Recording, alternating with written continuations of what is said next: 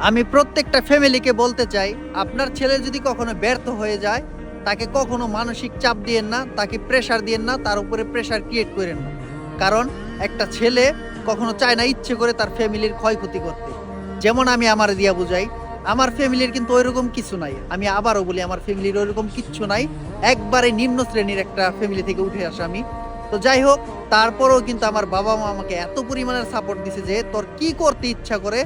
কোন জায়গায় যাইতে ইচ্ছে করে? কিভাবে করলে তোর মনে হয় যে তুই জীবনে কিছু একটা করতে পারবি?" ঠিক আছে?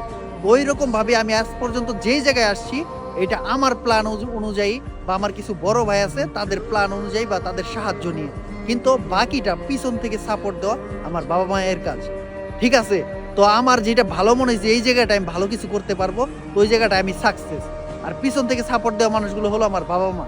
তো বাবা-মা যখন ফ্যামিলি থেকে একটা ছেলেকে ফুল সাপোর্ট দিবে, তো ছেলেটা একবারে ফ্রি মাইন্ড নিয়ে ওই কাজটার ভিতরে পুরাপুরি ফোকাস দিতে পারবে এবং তার জীবনের যে লক্ষ্য, ওই লক্ষ্যে পৌঁছাতে পারবে।